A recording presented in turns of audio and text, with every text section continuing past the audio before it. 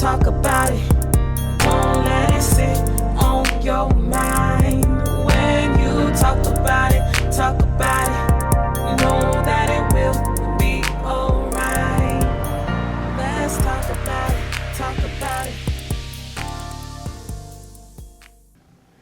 Hello everyone, welcome to another episode of the Mindful Podcast. This is episode 5 of season 2 of Mindful, and today I am joined by 2 lovely guests, and we will be talking about all things therapy, stigma. We're going to be talking about the process of finding a therapist, what you can expect from therapy from 2 experts in the field. I'm going to have them introduce themselves and start how we always start the podcast, and have them just tell us how they're feeling right now. Let's start with... I'm going to dab. I'm so corny. I'm going to dab to Natasha. Hi, I'm Natasha Nazari. I'm a psychiatry resident. And how I'm feeling today. This whole week I've been feeling kind of like really grateful, just kind of appreciative of where I am right now. I feel like it's been a decade in the making, even though I kind of have a long way to go still. Just grateful. Hi, my name is Celeste, and I am a therapist, and I am feeling, right now I'm feeling excited anytime I get to talk about mental health and stigma. It makes me excited because there's more people that are going to hear that they're not alone. Nice. And I think that's something that we always preach with What's on Your Mind, is that a lot of times people think what they're experiencing is something that's so unique to them. Yeah. And that's not the case at all.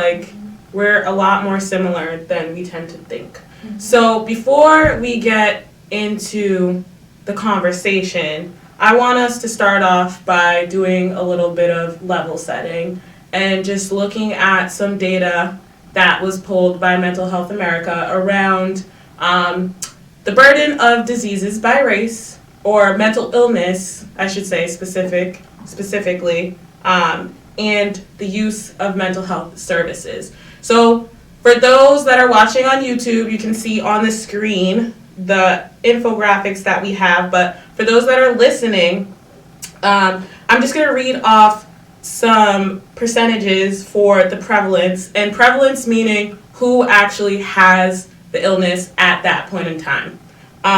So this point in time was actually when they did this research. So this is not today, October, what's today, the 25th, but this is pulled from last year. So again, these numbers might have fluctuated by the time you actually hear or listen to this, but it says 16.3% of Hispanic adults live with a mental health condition, 19.3% white adults, 18.6% of black adults, 13.9% of Asian, and 28.3% of Native Americans. So, of all races, based on this research that has been done, it seems as though white people suffer the highest burden of mental illnesses.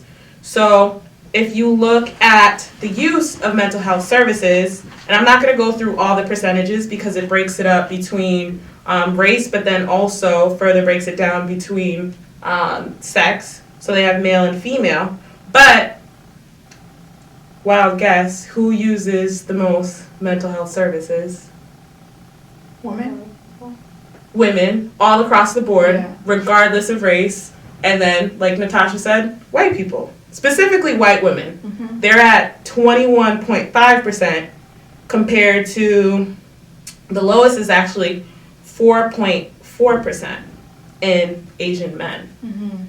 And then I think it's also interesting too, which I'm not surprised by. Again, women uptake mental health services more, but in the black population, that's definitely true. Mm-hmm. It's actually, looking at this, the only exception for the women is Native Americans, which I find interesting. Men utilize mental health services and Native Americans more.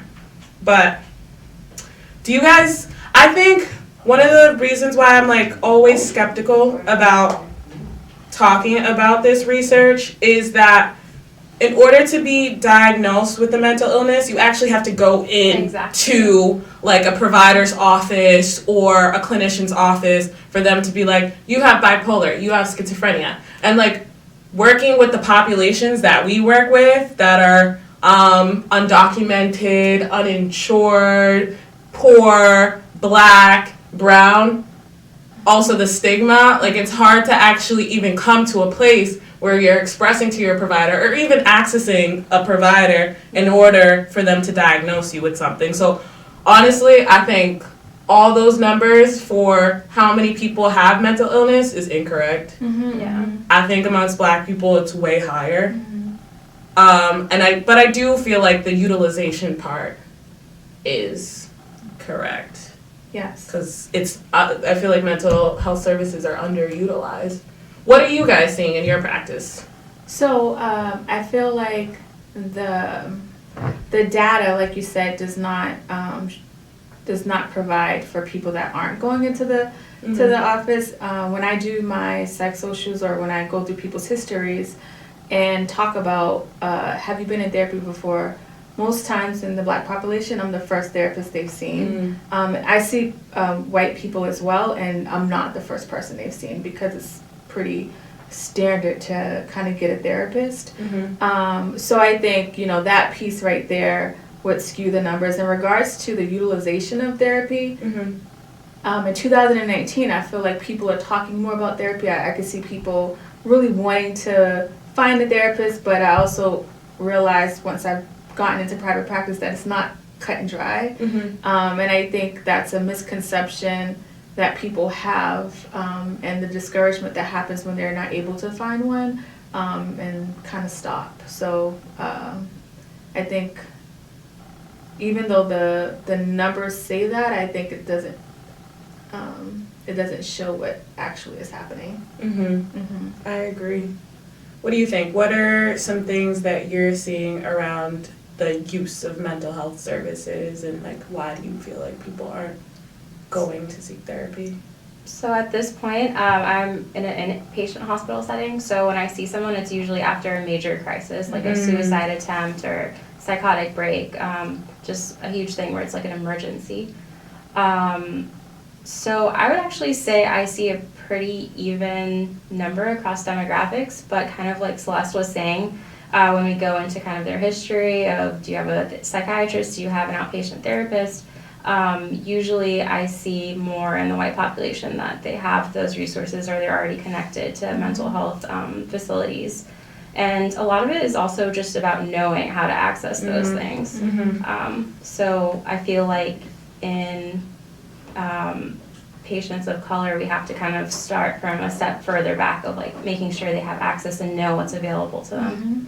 And I think another big thing too is the financial burden of taking time out to see a therapist, right? So me and my practice, I can't work every night. I only have 2 nights a week, and if you're working full time and it doesn't fit your schedule, and it's hard to find somebody that's going to be there at 6 and 7. And if you have a family, so we don't really have, I think a lot of times with people of color, we don't really have the luxury to have that space to even go to a space and talk. So I think that's a huge problem when it comes to seeking out therapy. How do we meet people where they're at? So if they're not able to access therapy financially because of whatever restrictions they have, or like whatever the stigma is that they associate therapy with, how do we, because one of the things like I'm conflicted with is I feel like the people who really need therapy don't get therapy. And it's like, how do we get the people most in need into those spaces? And like you said, like we've all mentioned, there are all these barriers to accessing the care, but what are you guys doing to kind of find, or are your practices more like usually the person feels like they're ready and they want to access it, or like you mentioned, it was like more crisis and emergency, but I think mental health has to be normalized, and we can't make it just about therapy. And we have to talk about things like we talk about going to the dentist. And I think the more it's normalized, the more you'll get people in therapy. And I think offering different modalities of therapy and not just sitting in a room is going to be huge. So like they have telehealth now, and they have texting. I've noticed that people use that platform as well. That's a little bit more affordable. And there's a lot of people now on social media that are like Dr. Jess, a lot of people that are like talking about therapy. And even though it's not even this podcast, right? You're not giving people therapy, but you're educating them about it. So people are kind of like feeding their spirit, and a lot of times people will hear you or read your blog, and then over time they're like, you know what, let me find a therapist. So I think it starts with like this platform right here, right? And over time people will feel compelled to make that call, right? I think you saying that just makes me feel like, okay, maybe we need to like kind of analyze how we're promoting mental health. Absolutely. Just in general all across the board, because there is that narrative of pushing therapy. Like this podcast episode is about therapy, and I think it comes from a privileged place to always go out and preach like, find a therapist, find a therapist. Like, we're gonna give you options on how to find one, but like find one. Like, and that's just not everyone's like reality. Like that's not gonna be everyone's experience. What are some other ways, like we talk about mindfulness on this podcast, mindful, but like what are some like tools you might give to someone if therapy is something that they can't access, that they can do on their own? I think kind of seeing mental health in a holistic way of like, are you moving your body? Or do you take time to kind of be self-aware and just like feel how your body's like doing? Like if your heart's racing, I kind of talk to my patients about those kind of things of taking time throughout the day to kind of check in within themselves. Like, is your anxiety levels raising? Like, when does that happen? Why does that happen? And just things like that. I think being self-aware is pretty important tool, and that's something you can learn in therapy, but that's something you can also kind of try to do on your own as well. I think self-awareness is like key to so much healing that takes place within us, and the stuff that you talk about, moving your body and eating healthy, is not, we're not going to find that on a commercial because nobody gets paid, right? So that's why I think that just those conversations, even if you are seeing them in an inpatient setting and you don't see them again, you're planting a seed, and it's going to help them like down the road. Maybe something else will happen where they will like make that connection. But I think that's so huge to the self-awareness piece. And I feel like the thing people forget about therapy too is it's not meant to be something that you do forever. Or at least the therapists that I've seen, it's more so they want to get you to a place where you can use all of the tools that they've given you, and then like you're pulling from that toolkit on your own. So like everything that you mentioned are again tools that therapists can help you and like coach you with, but it's really to get to a place where like you're independent. And like before we started filming, I did talk about my experience of going to therapy weekly and then bi-weekly and then weekly to monthly, and then like not needing a therapist and then having to go back to. And I think that's another thing or point to highlight around just navigating your mental health in general, is that it's like zigzaggy, like it's all over the place. It's you start at like ground zero, you work your way up, you might fall back to ground zero another day. Like addiction, every day for someone who suffers from like addictive behaviors, it's every day you're making the choice to not use. But I think what you said about being able to look at therapy as a tool, I don't think it's preached that way. Right. I think all I hear is like therapy and psychiatry, right? I don't hear any other modalities that are brought forth. And some things, people that are privileged, that yoga is a part of their life, running is a part of their life, right? Healthy eating, juicing, all of these things that really contribute to our mental status are not something that we kind of grow up with. And then when we do see a doctor, the only thing they talk about is medication, as if depression and anxiety and all this stuff is a one size fits all. And so we take the medication, and then we feel we are thinking that it's supposed to be okay, but it's so much more that we can do. So I think goes back to your point of making sure that we are educating people on the fact that mental health is this like zigzag thing, and it's not like, okay, therapy, psychiatry, I'm good. Like, no, it's so much more than that. So that's good. Life is hard. I think the expectation setting though is good also in the other way of it's not kind of like a one-time check thing. People sometimes are disappointed because they're like, oh, I went to therapy, nothing happened, and it's, you know, you have to kind of set the expectation that, well, it's a process, you know, it's going to take more than one visit. Absolutely. Things like that. And you have to be willing to do the work. Yeah. Like, I'm not trying to brag or anything, but all my therapists love me because, like, I actually do the assignments every week. And I take it seriously because I want to show the world the best version of myself. So, like, the first assignment that I had was, and this will be the second mindful moment. You'll get 2 on this podcast episode, but I really like the assignment. So I'm very much like, I should have done this, or I should be here, or like I should have accomplished this in my life. So what she had me do was like write down 2 columns, like what I feel like my shoulds are, and then like what I'm actually doing in the process of doing to get to that place. So, for example, I think this is something that a lot of people can relate to. I should be making more money. That was one of my shoulds. But it's like, okay, what am I doing to get there? You tend to forget that you're in the process. Like, you're being active about getting to that place. It's not like this black or white thing. But I'm working towards making more money. And I think doing that too also reminds me of when I get to that place where I'm making more money, that like there was this like period of work that went into it. You know, it wasn't just like, and then it's just a reminder for all my other shoulds that it's gonna be work to get there too. Absolutely. And I think the way that she had you do that, it allows you to celebrate the moments and be in the moment, as opposed to saying like, well, when I get to this point, I'm going to be good. And everybody knows when they get to that point, they still feel they're not good, right? And so I think that part is key, to be in the moment, celebrate the moments. And I see so much of that now of like where I should be, because like I'm 37. When I was a kid, only thing I compared myself to was my neighbors or a magazine, which I would get monthly. Now there's social media, so it's harder.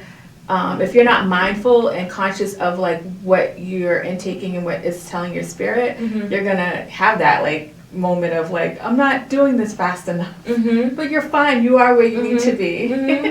So that's so good. Yeah. No, I love that you framed it like that. Like, I can always go back and look at like, okay, like I enjoyed the process getting there. It wasn't just about the destination, as cliche as it sounds, but like also about the journey to getting there. Your mindful moment about gratitude. Right, exactly. It's so good. Yeah. Because when you keep like looking ahead, it just feels like a never-ending cycle. But yeah, you have to take a step back. Yep.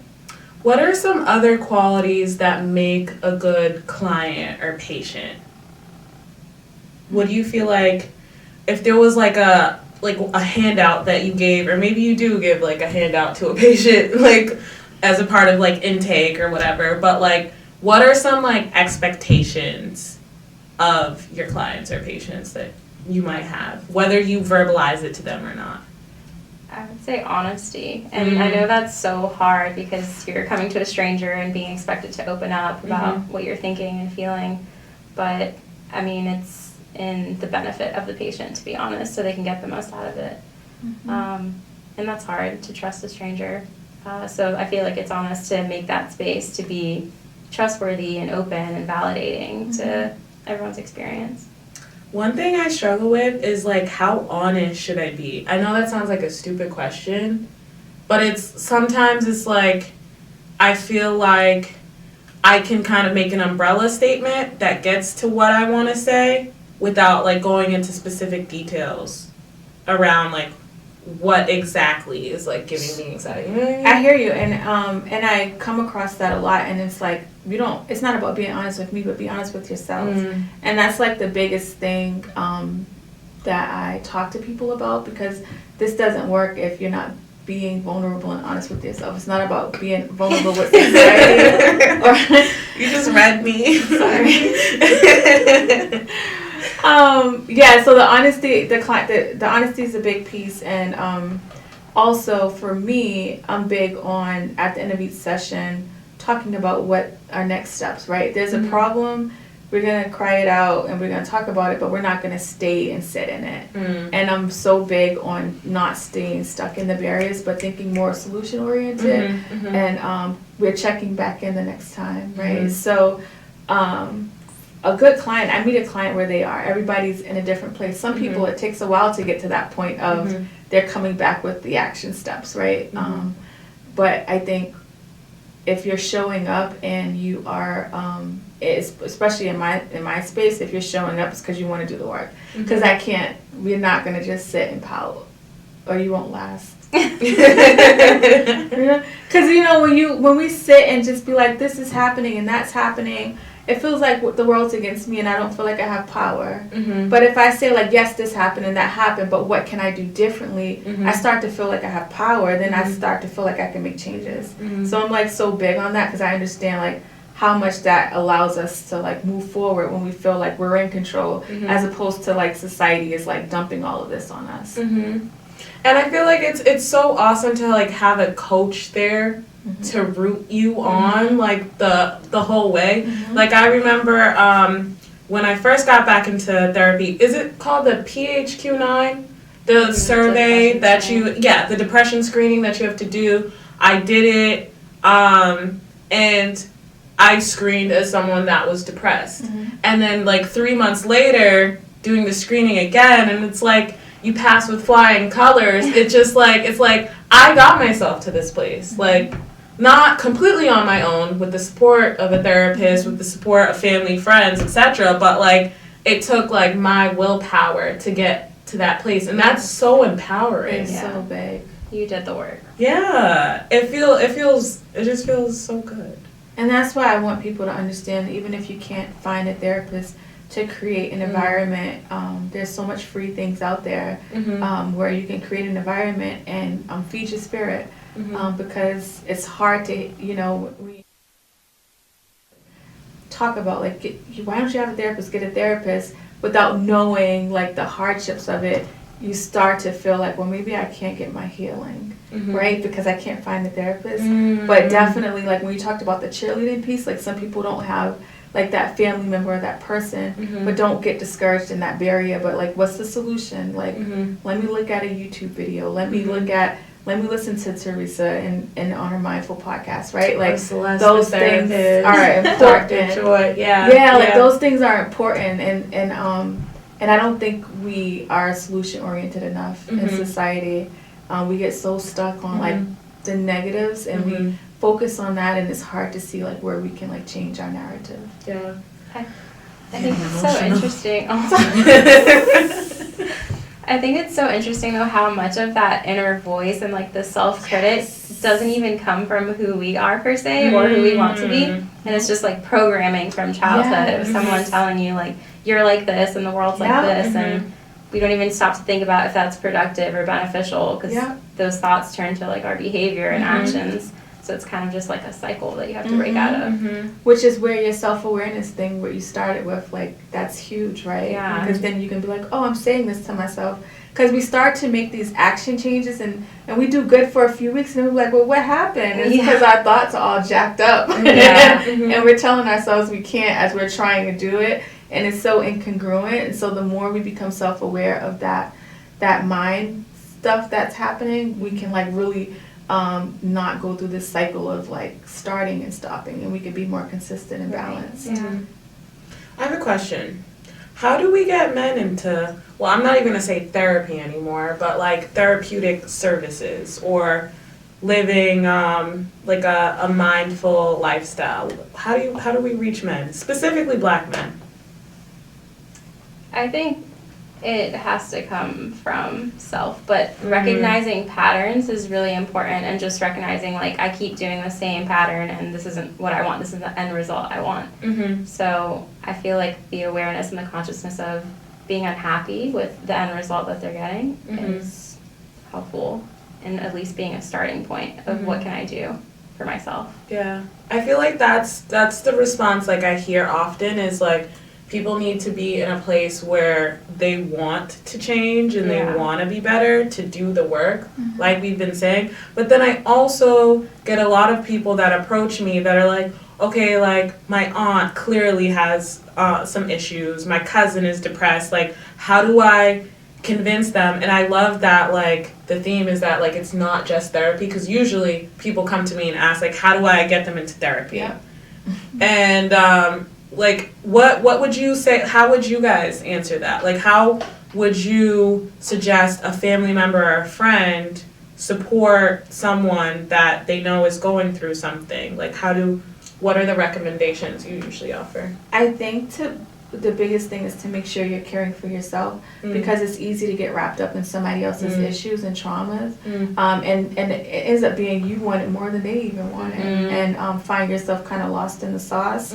So modeling behavior is important, because when people see like, oh, what's going on with Teresa, like she's changing, and then you could be like, oh, well, I'm doing this, and you could talk about what you're doing. But pushing a narrative on somebody doesn't make them change. They have to want to change, and it happens over time. And holding them accountable as well, because sometimes people get used to like, woe is me, and just dumping, you become a dump truck for them. And you can't do that either, right? You have to hold them accountable, hold boundaries, and the only way that happens is if you care for yourself. So that's going to be a huge process, whether it's a parent, a partner, a child. It's important to care for yourself. That's the best thing you can do for them, right? That's a good point. Yeah. Because I feel like most of the time when it is a person that is seeking help for a loved one, that person doesn't tend to just do that for that loved one. That person tends to do that for a lot of people around them. Well, that's a good point. I like that. What do you think?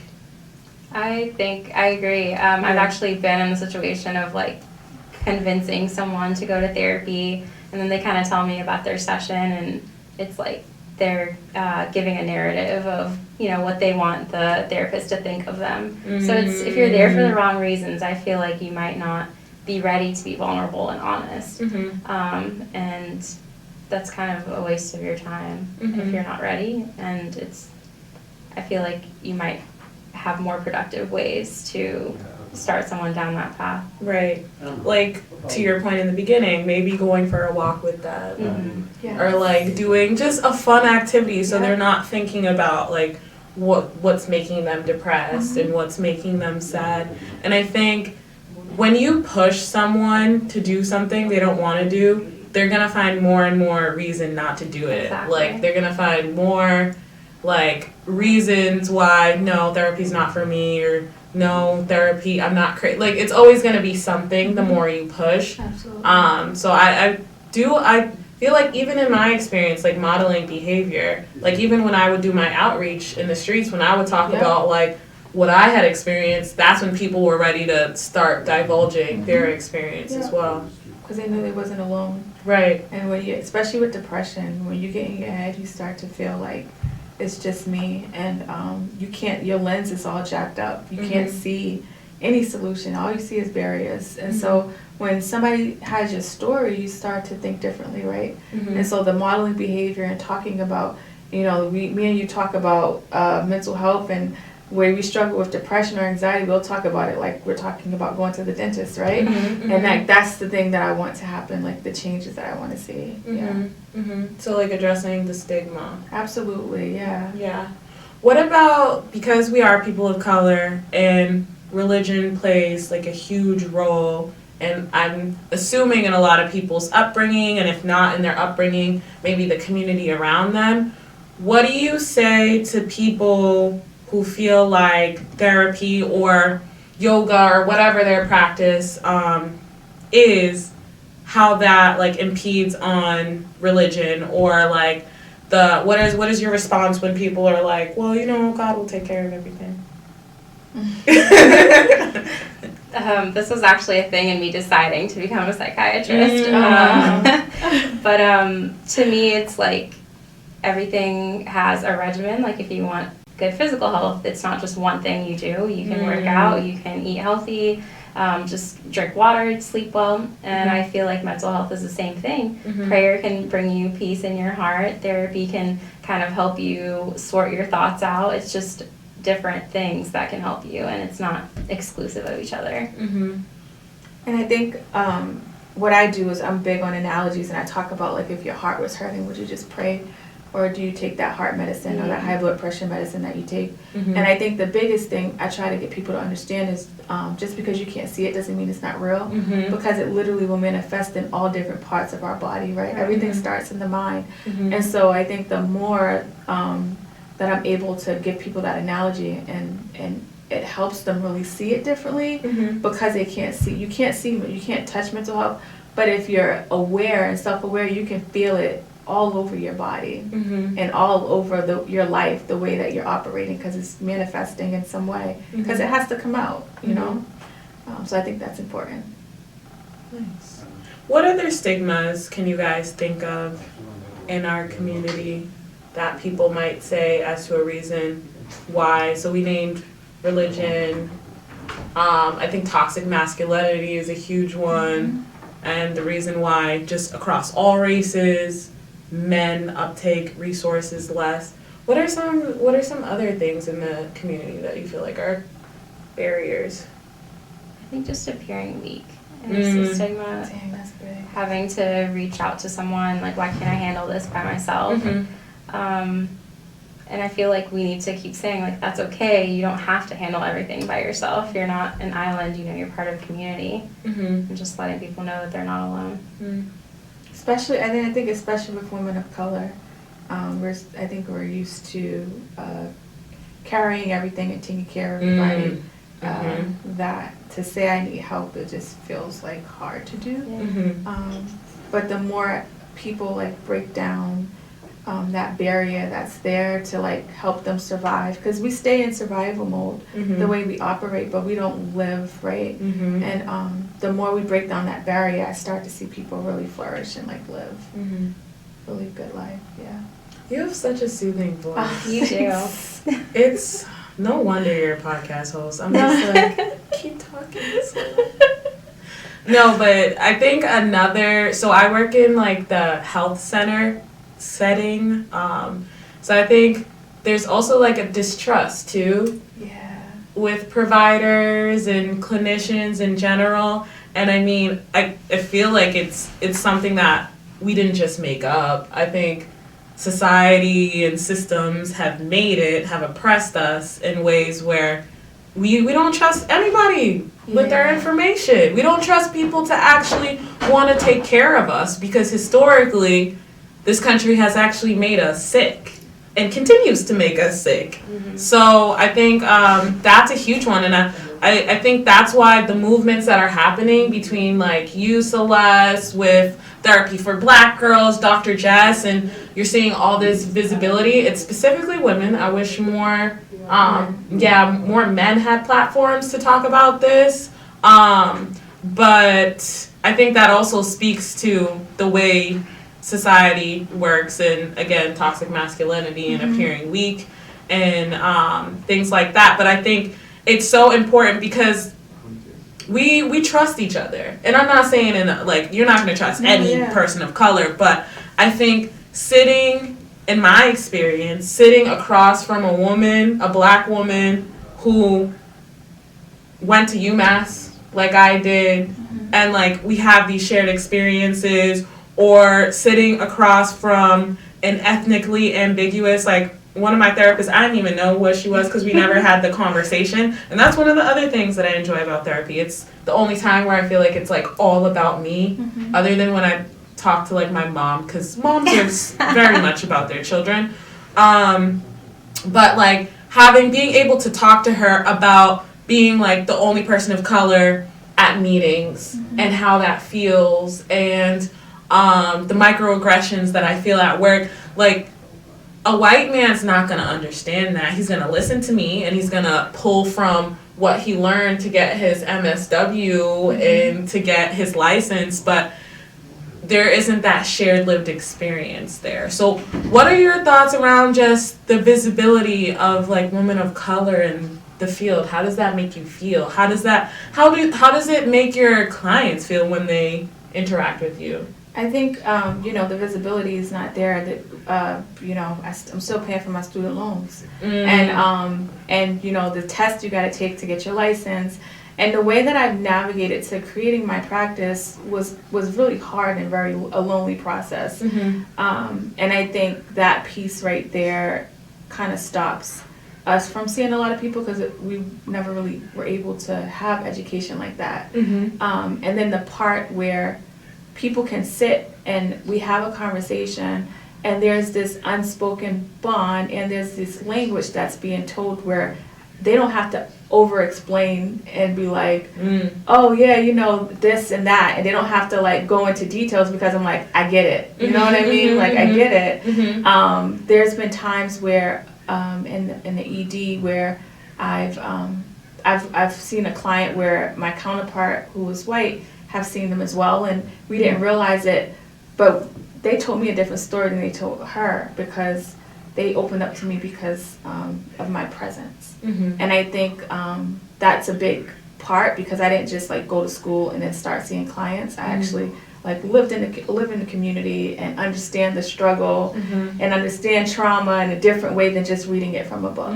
And the client they understand that by your response, right? So it's not like medicine, right? It's not like, okay, your insulin is this, so we're gonna give you this, right? With therapy, you really gotta be like, meet the client. All my clients are all different and I treat them accordingly. And you have to be able to do that, but you can't do that if you only went to school. You know what I mean? Yeah. I think for me it's interesting because a lot of people see what they are in me. Just like being ambiguous, I've gotten like Egyptian, Hispanic, like are you black and white? So people never really know. And what are you? Don't mind asking. Now I'm like guessing. I'm Tanzanian, East African, and Persian. So you can relate to everybody if everybody think you somebody else. Yeah. So I try to like be knowledgeable and know things. I like try to at least know hello and thank you and like a lot of languages. And where I work, it's very diverse. There's a lot of different languages being spoken. So I try to meet patients at some kind of level of understanding them, and even if I haven't lived their shared experience, I try to make space for that. And I'm from Houston. It's a super diverse city, so I try to kind of bring that with me so they feel comfortable and they can be open with me. That's nice. Anything else you want to share with the listeners and the viewers before we go into our mindful moment? Maybe just some words of encouragement or, I don't know, final thoughts? I would say that if you're listening to this and you find yourself struggling, don't get stuck in the barriers and kind of think about some solutions. And, I'll say to people also to celebrate those moments and find some time to find gratitude, even if it's just like, I was able to have a hot meal today, right? Because sometimes it's as basic as that. And that gratitude piece, the celebrating the moments piece, and not getting stuck on barriers is a big start to your healing process. Thank you. I like that. I would just encourage people that resources are out there and available. Teresa has a great website. I learned that you have a therapist list that I'll personally be checking out.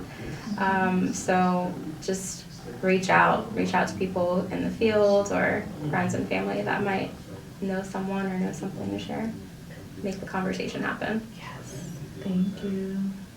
Okay, so now we're gonna go to our mindful moment. And this was something I actually did with my therapist last week. And I haven't let it yet, so if it doesn't come out smooth, we can just edit this out. Okay, so I want everyone to plant both of their feet on the ground. And I want you to rest your hands on your lap and slightly close your eyes. And I want you to picture a container. So this container has two openings. One to put stuff in it and one to take stuff out of it. So I want you to think about just anything that you're struggling with right now. Anything that is burdening you at this very moment. And put that inside the container. Continue to put anything that's weighing you down into that container. Now, I want you to think about the other end of the container where you can take stuff out. One thing out. You might have put 2 or 3 things, 4, 5, 6 things in there, but take one thing out. I want you to think about that one thing that's burdening you and put it back into the container.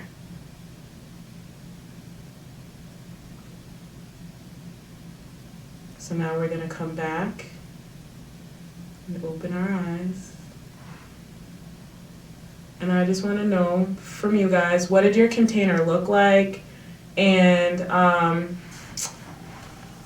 you guys don't have to tell me what you actually put in the container, but what did it feel like to take that thing that was burdening you out of the container and put it back in? Mine's the top part I was able to put in, and then on the side it was out. As I was putting it out, it was like everything's fine. It's gonna be okay. I have to get shoes for this gala, and I just don't want to go to the mall. I get anxious pretty quick, but because I'm so like mindful of my anxiety, I can combat it in the moment. Mm-hmm. So I felt like it was gone, and I was like breathing. And then when you was like put it back, I was like, why? So, but I put it back in, and then I still was like, it's gonna be okay. It's not that deep. I love that. What about you? I was actually really imagining the box. So when I took the thing out, it was kind of like, ugh, this again. And then when I put it back in, I kind of imagined the box shrinking, which was nice. Nice. That's yeah, good. Kind of Cool. box shrink. So when I did this, for whatever reason, I pictured like a water cooler. So like, like the water cooler, when you put it in, like you can take the water out, but then like to fill up the water, you have to take like the big jug out, whatever. And it was nice to know that like I have the power to kind of work with something when I want to work on it, and then like push it to the side when it's not time to. And one of the things that my therapist said afterwards, which I love and I always tell people, is that we have a tendency to kind of sort through like all the burdensome things and like the depressive things when we're like at our lowest, which like brings us even lower. Yeah. Like we just get into this funk of like, oh my gosh, I do this and blah, blah, blah. But it's nice to take from the container when you're happy, when things are going well, so that like you can really use a different mind frame to unpack those things and look at those things. And then when it's time, you can just put it back. That's good. That's good. I love it. I like it. Thank you. Hey, Margaret. That's my therapist's name. All right, so that's a wrap on episode 5 of season 2 of the Mindful Podcast. Thank you, Celeste. Thank you, Natasha. I had so much fun with you guys. Until next time. Bye. Bye. Cool. That was good. Yeah, that was fun.